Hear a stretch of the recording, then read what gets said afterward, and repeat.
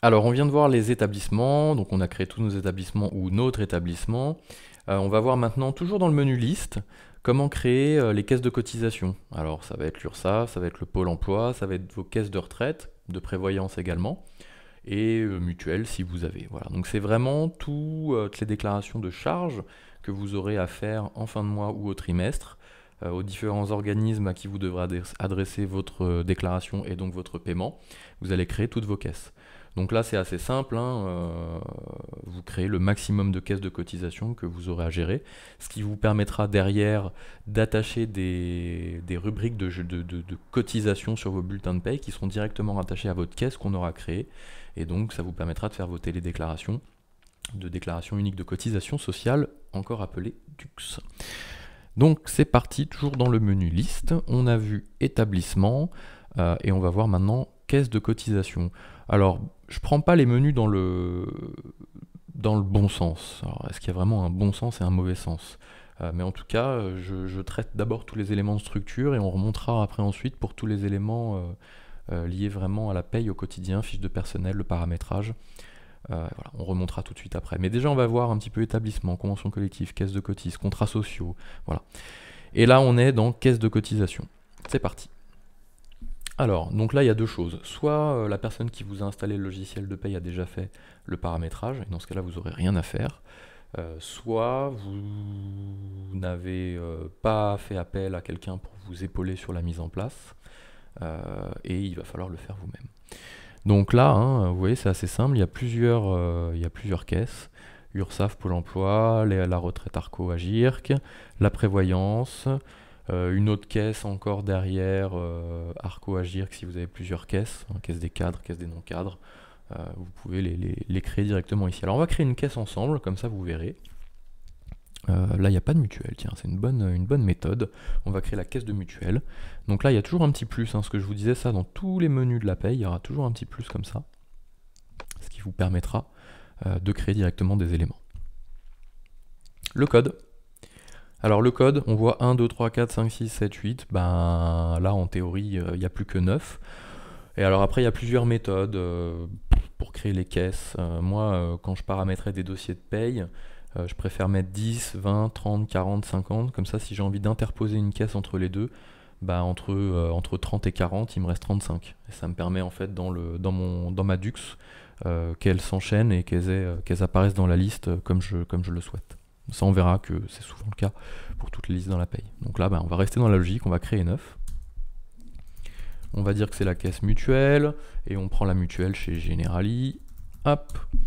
Le type ici, ben on va prendre prévoyance mutuelle, bien évidemment. Le numéro de SIRET, alors c'est le numéro de SIRET de Generali. Donc là, hein, je mets n'importe quoi.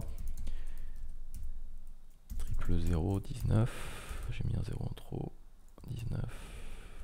Ouais, bon, enfin, vous avez compris le truc, quoi.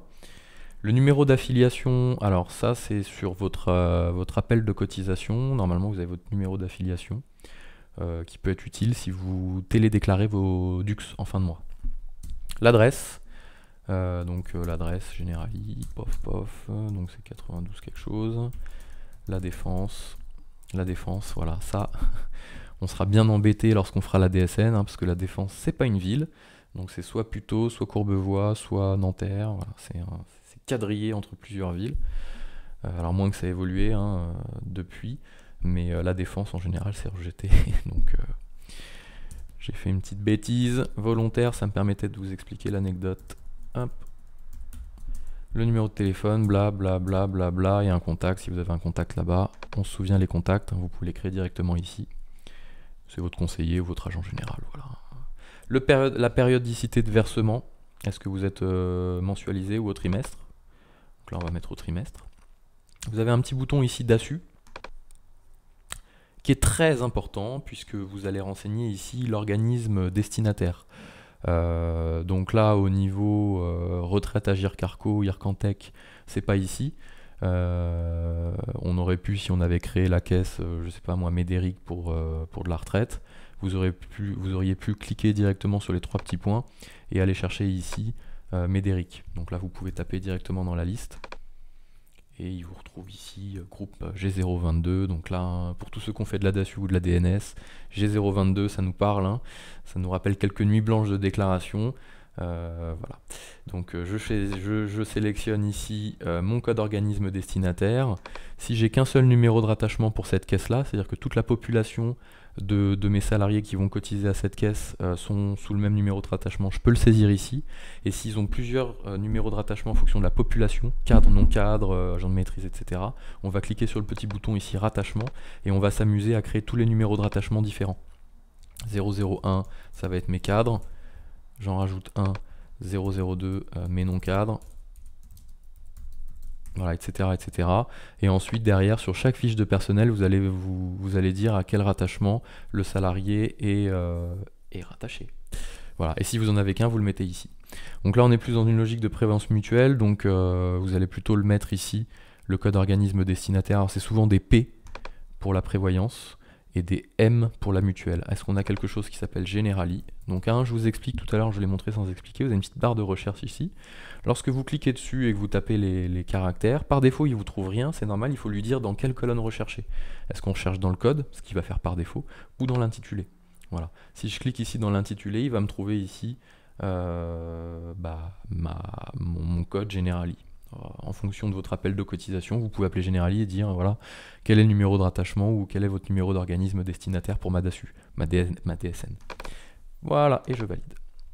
Mon petit bouton DASU, très important, ça évite de le refaire après en fin de période.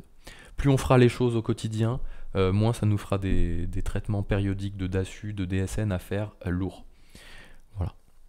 Donc là, on continue les onglets, paramètres DUX. Donc là, ça c'est pour toute la partie EDI, télédéclaration de vos déclarations uniques de cotisation sociale, qui vont devenir obligatoires avec la norme N4DS. Voilà, donc pour le moment c'est pas le cas. Si vous le gérez, je vous invite à suivre le parcours spécifique pour la télédéclaration de la DUX. Gestion de la DUX, alors ici c'est pareil, vous allez pouvoir ici gérer tous vos codes DUX, les formats de vos codes, les ruptures si vous voulez faire des ruptures, voilà, l'exigibilité, les limites de dépôt, tout ça vous le connaissez, vous devez le connaître. Si vous ne le connaissez pas, je vous invite à demander à votre caisse. Et on va pouvoir mettre les formats. Pourquoi les formats? Alors là l'idée c'est de prendre votre appel de cotisation. Vous allez avoir un appel de cotisation, alors pas sur la mutuelle, mais plutôt sur la retraite. Vous allez avoir un appel de cotisation avec des codes et il va falloir créer ces codes-là directement dans la caisse et donc vous rattacherez ensuite vos rubriques de cotisation à ces codes-là. On ne rentre pas trop dans le détail du paramétrage, mais je me permets quand même de vous expliquer un petit peu les grandes lignes. Voilà, et donc là c'est tous les codes qui seront dans votre appel de cotisation, vous les créez. Et c'est des regroupements de rubriques, c'est par exemple retraite, AGIRC, TA, TB, etc. Donc là vous aurez un code 001 c'est la tranche A, 002 c'est la tranche B. Donc là vous créez tous vos codes et derrière on va affecter les rubriques qui vont vous permettre de générer les montants sur votre DUX. Et des ruptures, c'est des ruptures qui vous permettent de faire de la totalisation de montants, de la sous-totalisation, etc.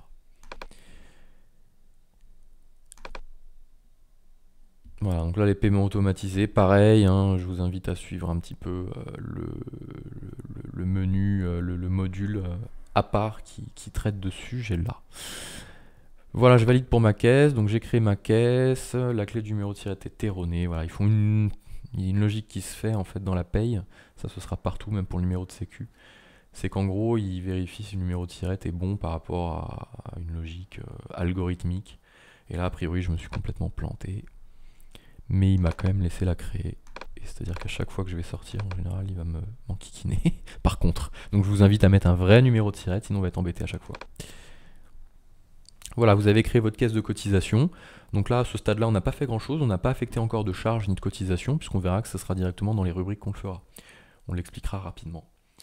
Voilà les caisses, on va voir maintenant la convention ou les conventions collectives et tout un tas d'autres éléments.